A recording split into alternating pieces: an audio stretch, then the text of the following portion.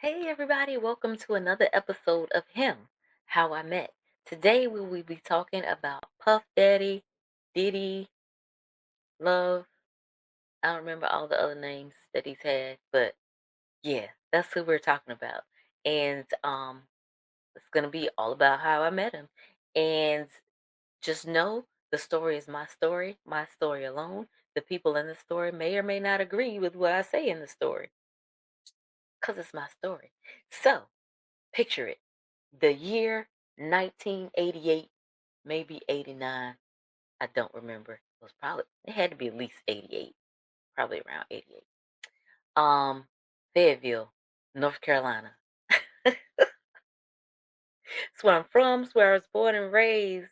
And as in me and my girls, we normally would travel. The least amount it would be three. Every now and then it would be two of us, but most of the time it was five of us. And so we went to the concert. And guess who was headlining the concert? You guessed it, Vanilla Ice. I know you weren't expecting that. I know you weren't expecting me to say Vanilla Ice. So it was Vanilla Ice headlining. Father MC went on right before Vanilla Ice. I cannot recall who else was on that show. So I'm 16, got a driver's license. Me and my friends would go everywhere. We would go everywhere. So back in the 80s, it was, how do I say, it was very easy to talk to celebrities. It was very easy to connect with celebrities. It was very easy to speak with them. It was very easy to talk to them.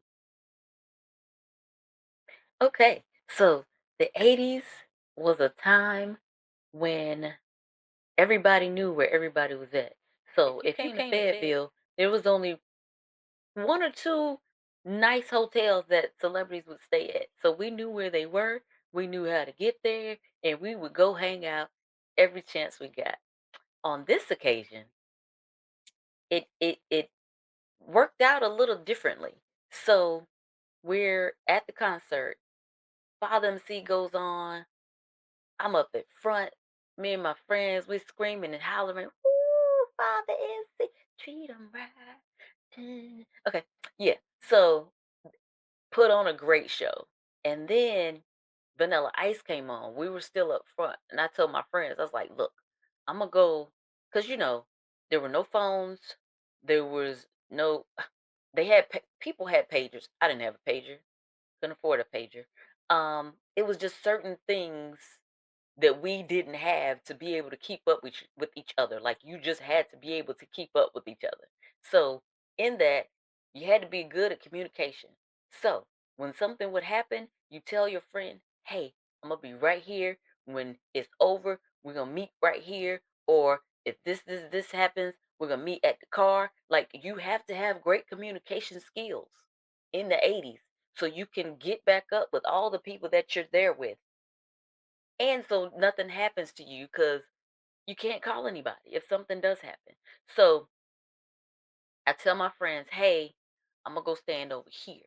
And by over here, I went off to the right side of the stage and I was standing kind of by the rope where the stage was, and then like right by where I was standing is the bleachers to be able to see the concert and stuff. So I went and stood there. Mind you, I think I was cute and super fine back in the day. And ain't nothing changed for me now. To me. I don't care what y'all say. I think I'm finer than I am, and I'm okay with that. So I had on a beaded, colorful bustier. So it was a bustier, and it came here, clicked in the back. Mind you, I mean, I wasn't even 100 pounds. I was 80, 90 pounds. I was little bitty when I was in high school and stuff. So I had on that, and then I had on a black pleated skirt, and then I had on some black boots. Yes, I remember everything that I've worn most of the times when I meet people. So when I describe it to you, don't. That's just how I am. I just remember. So I'm standing there after I told my friends, "Hey, I'll be right here." I'm just standing there waiting, trying to cool off because I done danced. I was crushed up in the crowd with people while Father MC was on, and I'm just watching Vanilla Ice from a little bit of a distance. And then this man comes from the road. Mind you, I was standing right beside the backstage, right by the bleachers, just standing, watching the show. This man comes up to me, puts the thing around my neck, and said, "Come with me." I'm like, "What?" I was, and I didn't have anybody with me, so I was like, okay." Because again, I'm 16. I said, "Okay." And then he was like, I was like, I looked down and it was like a backstage pass thing that he put around my neck. So I go backstage and he was like, "Somebody wants to meet you." And I'm like, "I'm about to meet Father MC, because that's who I came to see." I didn't know where I was going. I went backstage, ended up meeting Father MC's backup dancer. And I was like, "Oh, this is cool." We talked for a little bit and he was like, "Hey, ride back with me to the hotel on the bus." And I was like, "No, I won't be doing that." And he was like, "No, come on, I said, I'm driving people around. I'm not gonna be able to." I was like, "But I'll meet you there. Tell me where the hotel is, and we'll come." And I think he was like, cause we, and he was like, "No, well, just let one of them drive your car, and then you ride on the bus." I said, "No, no, not getting on the bus. Not getting on the bus." So, like I said, we talked for a little while, and then I was like, "I gotta go." I didn't know what was going on. I didn't know what was happening. And so I came back, and then by that time my friends were, I think the concert was over because my friends were standing where I said I would be standing. And I came, they were like, "You were backstage?" I was like, "Yeah." They were like, what? Said one of Father MC's backup dancers trying to holler at me. I was like, "But we know what hotel they at. We can go at when we leave here." They was like, "Okay, that's what's up." So that was the meeting. And the thing is, I will tell you, I did not know that was Puff Daddy for years. When I realized it, I was like, "Wait a minute." Because in my mind, like when he came out, he seemed short. I'm not gonna lie, like TV and I guess the other people he was around made him seem short. So because a lot of music people are short. So in my mind he was short.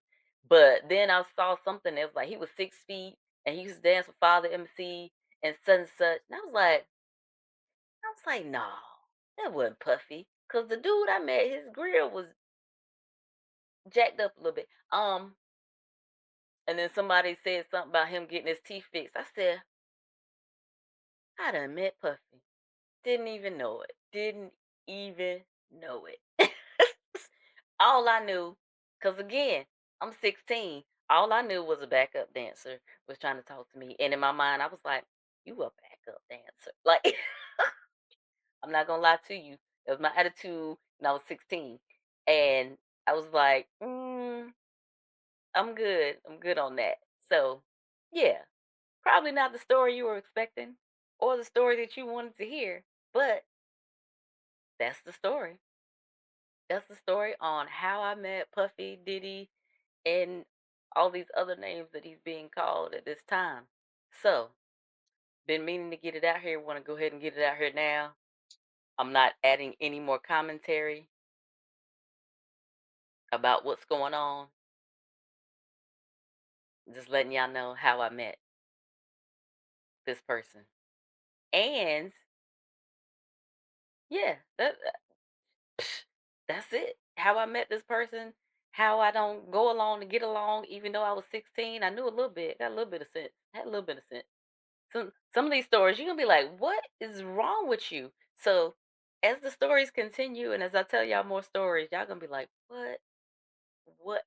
Sometimes I, just, I'm glad I survived life. Like some of the predicaments that I've been in, I'm just glad to be here, unscathed.